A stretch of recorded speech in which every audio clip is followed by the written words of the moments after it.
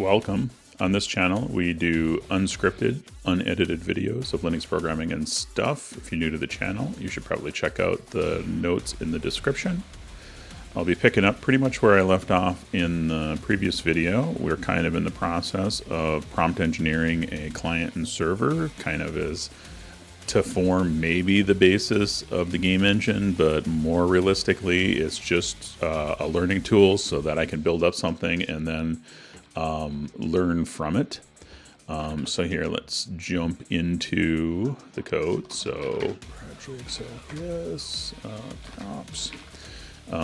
This is video 45, so we'll create a new copy of the previous. So we're copying 44 into 45, CD into 45. In the previous, so 2 videos back, we did kind of a client server.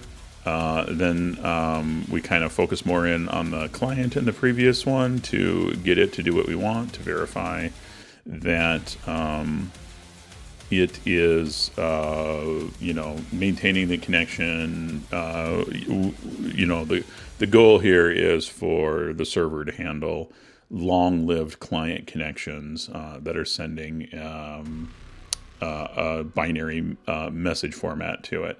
And so we have that running right now. The clients run until they're stopped, and they just kind of randomly throw messages. We currently have, if we look here, we currently have just 3 message types. I haven't looked at it real close, but I can see from the output that it's actually doing what we're asked. If we send a message with echo, an echo message, we get the exact same thing back.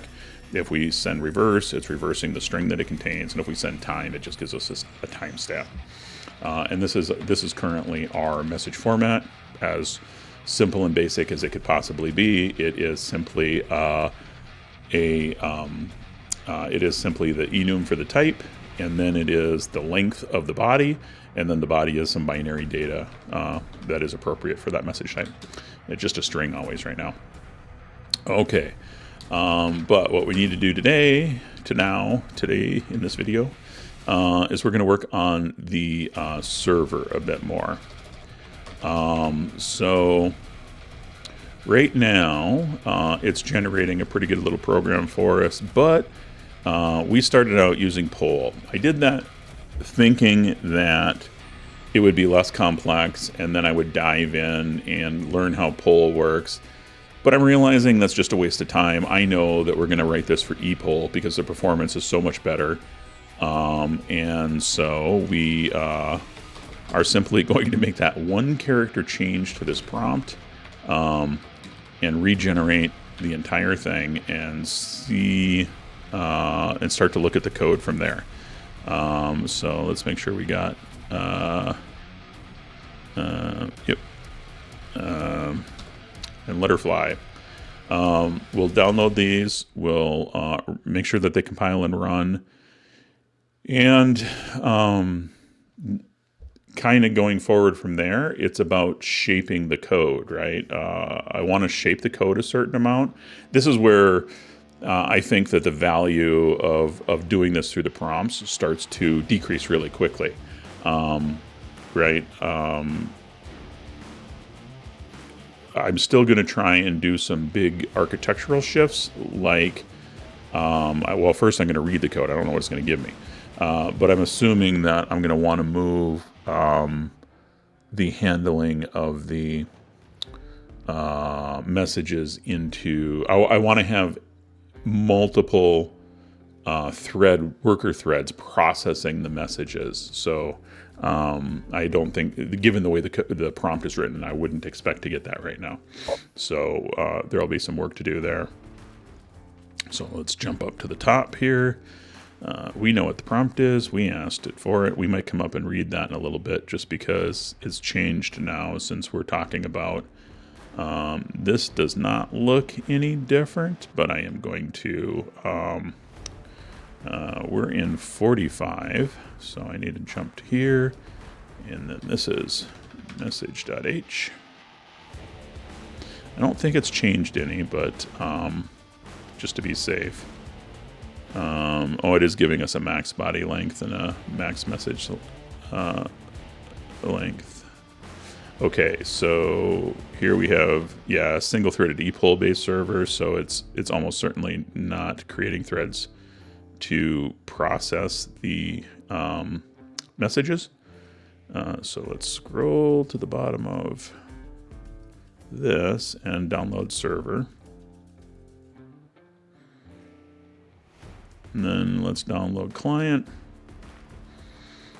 So this is the one where my brain has to start working, because now I have to go learn epoll and I just don't know it.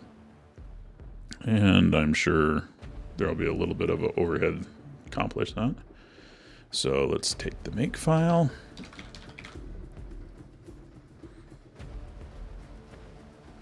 So we got all the parts. Let's quit out of here. Ooh, everything builds, no complaints. That's nice. So I guess I'm going to go back and I'm going to look at this. I don't think that there's anything new here, right? We kind of define our message types. We define the message and some length and stuff, and okay, we're good to go. Then we're going to jump over to the server. This is where, well, actually, let's, before we even really look at it, let's make sure it really runs. So let's get a server running here. So server, and then let's get a message running, or client running here. Okay, so it looks like everything is happy. It's giving us a little bit of logging about what it's doing. We can see the various message types are being sent and replied. And I'll do what I did before, which is we'll run another client just because. So now we have multiple clients running. Seem to be happy. We'll stop, exit, stop, exit, and clear. Okay.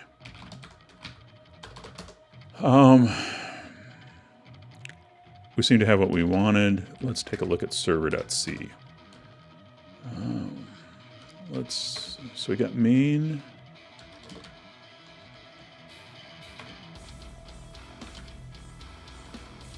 Okay, so we have a struct that's going to hold the state of a single client connection. It has a file descriptor, a buffer, which is max message length, which we are defining in message, right? It's one of the ones that I've seen. Yep, so it's there. So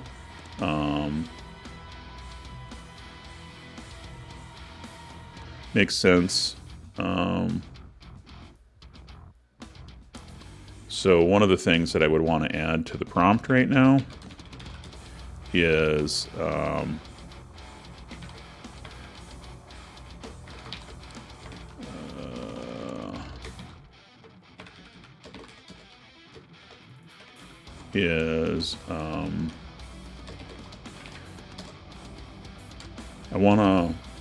I want to add, so clearly it's easy enough to change. I don't know why I need to add it to the prompt, and that's what I suddenly was thinking, but I want to add, I want to set the message type. So the message header should consist of two fields, the message type and the message length. The message body has a max length of 2K. I don't even know why I want to define it. I don't know why my brain wanted to do that. It's irrelevant. I can come in here and change the code once we are using it. So let's go back to what we were doing here, which was reading through this code.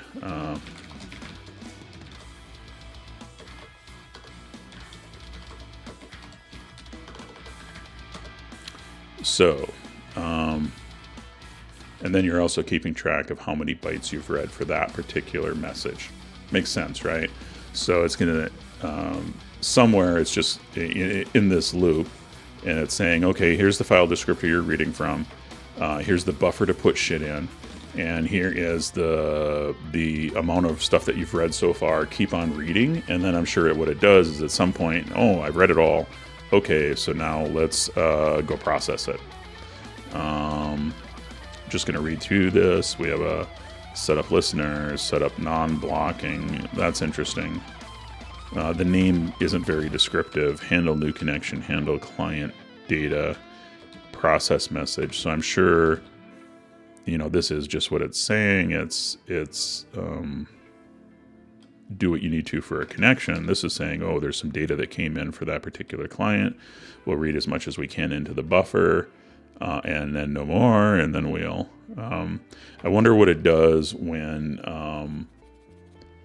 it has. We'll see, but I wonder what it does when it has more data on that particular loop event than will fit into the buffer. And then we have the actual. Oh, I'm sure that this is when we get down into it. It's probably. Process message is probably a switch. Then inside of it is probably, this is complicated enough. It broke it out into its own function. Send full. I'm guessing that this is how it's sending the response. Again, the name is a little funny. Okay. Print F. So hello from the server. Listener. So this is just all the network setup, right? Oh, not quite. Okay, so we're a little interleaved here.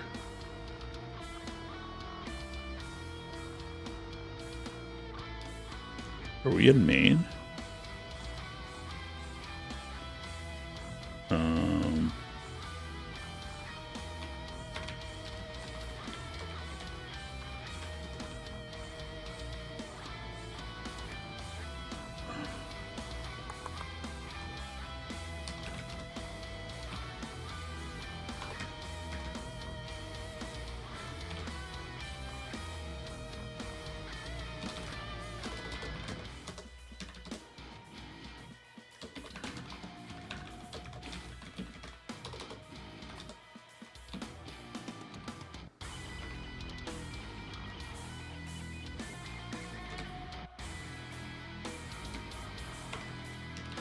I can't remember the key bindings I have, so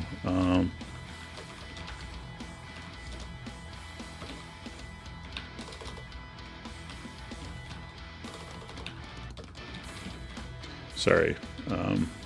Okay, so setup listener appears to be doing all of the network setup, right? So create socket options. We bind it. We start listening. What is this value, just out of curiosity?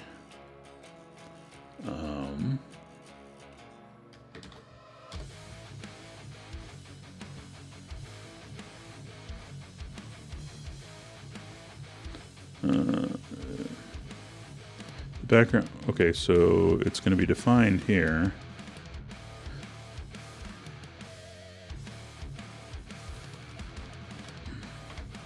Let's see if we can get a.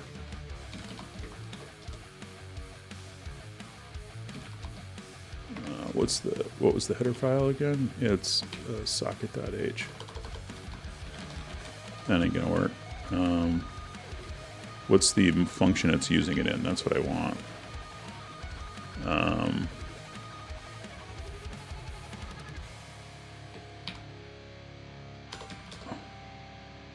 It is in listen that we're passing that.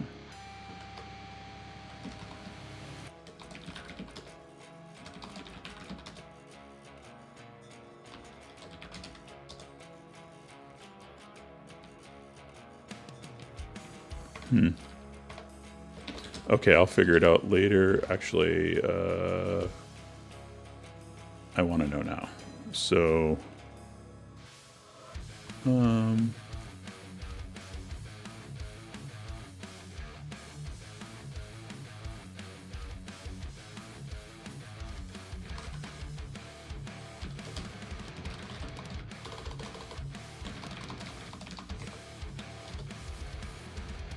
The minimum value is 1. The maximum is, okay, 2 to the 31st.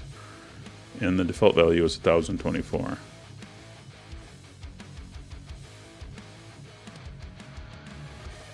Most TCP hardcode a value in the range.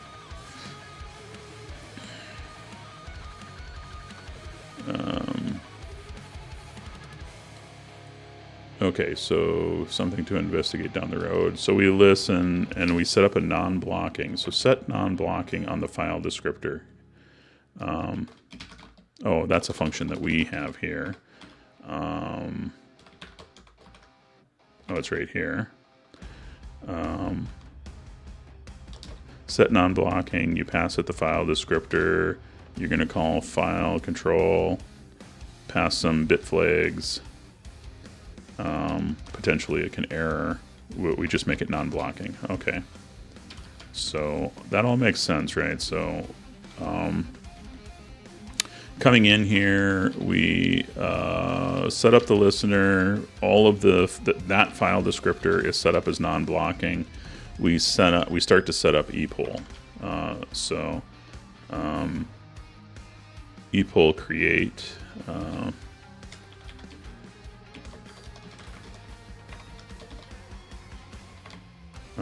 Let me get rid of this. So epoll and epoll create is defined in epoll.h. Creates a new epoll instance. Returns a file descriptor referring to the new epoll. This file descriptor is for all subsequent calls. If the flag is 0, then other than the fact that the obsolete size argument is dropped, epoll create 1. Hold it. If flags is 0, then other than the fact that the obsolete size argument is dropped, epoll create 1 is the same as epoll create. The following value can be included in flags to obtain different behavior. Epoll close exec. Set the close on exec flag of new file descriptors. See the descriptor of the 0 close exec flag and open for reasons why this may be useful.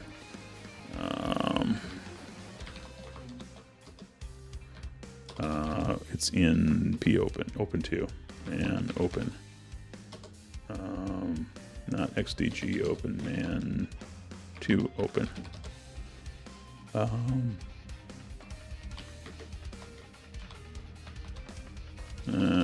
What was the value I'm looking up? Oh, create. No.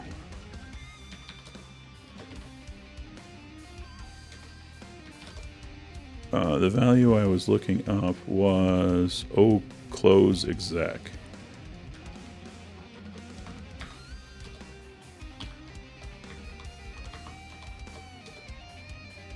Okay.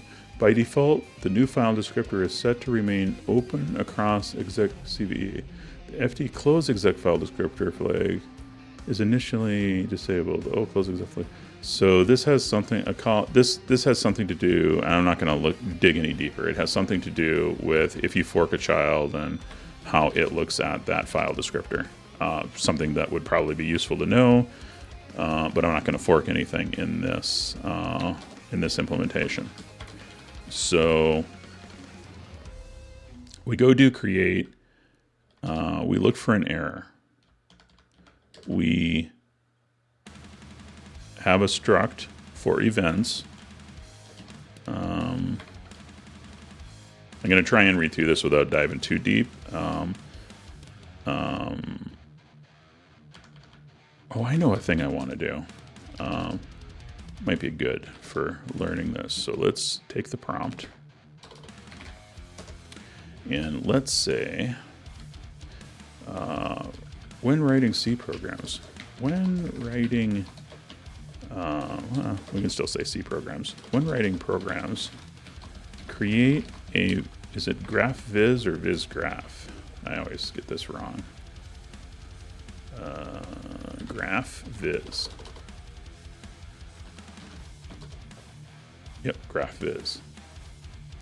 When writing C programs, create a graph viz dot file that explains the flow of logic, the logic flow, the logical flow of the program.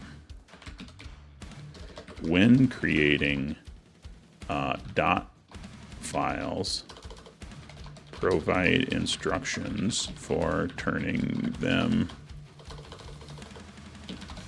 into PNG files.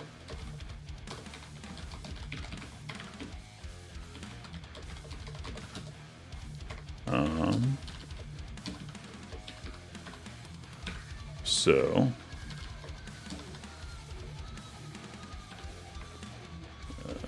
I still did not put that in. There we go, the right buffer.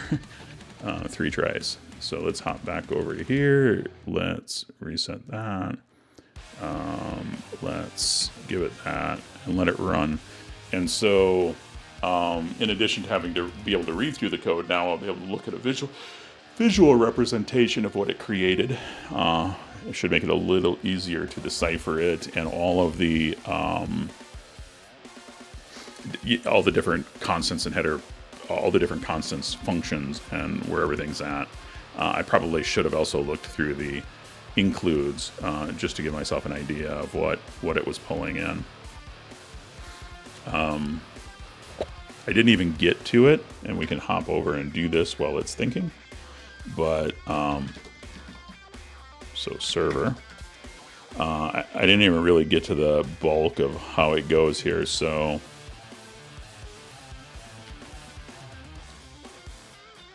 this is our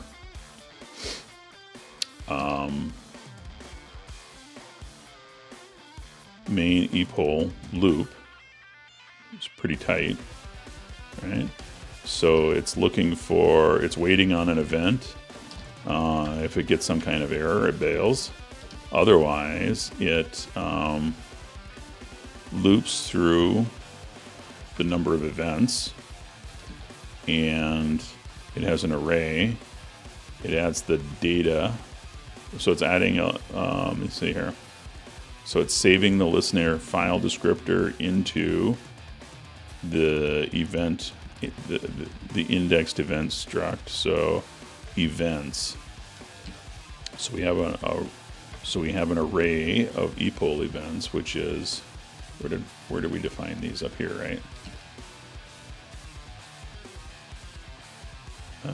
Which has a, no, that's a client connection. Epoll event.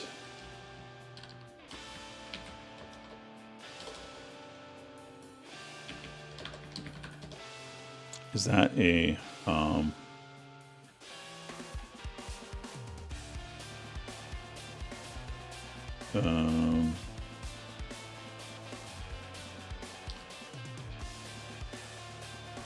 so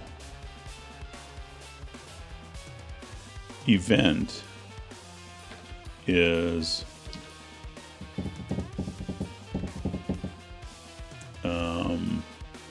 struct epoll event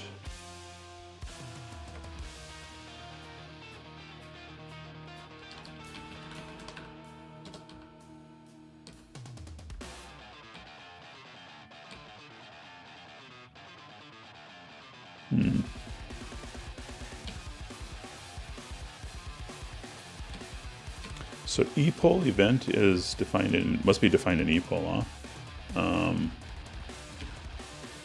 what threw me there is I'm so used, well, not so used to, kind of used to defining typedefs for structs, and that was just the verbose way of saying, hey, this struct this type. But epoll event struct, let's see what we get. Epoll event, here we go. So it has the data is a union of a bunch of different 32-bit things, or actually of a 64-bit space, but it could hold all that.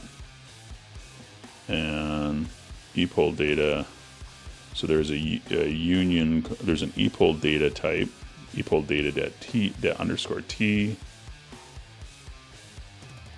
Are we actually using that anywhere in here? Epoll, data, no. Oh, let's go back and take a look at what we got from here. I want to find a dot file. This is the server's dot file. Let's download it. So this would be server dot dot in video 45.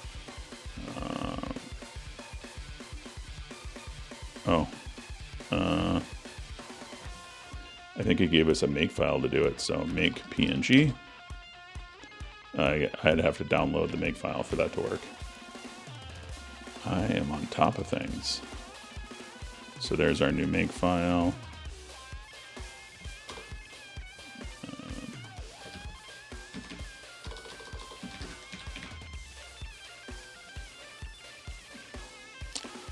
Let's see if it gave us a dot file for the client.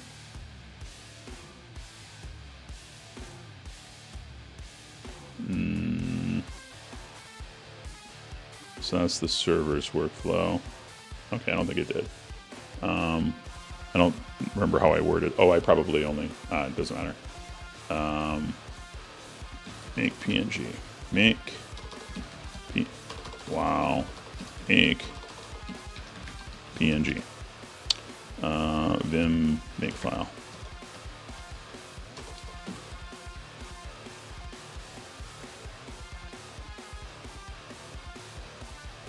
So it should be server flow dot dot is what it's looking for. Move server dot dot to server flow dot dot.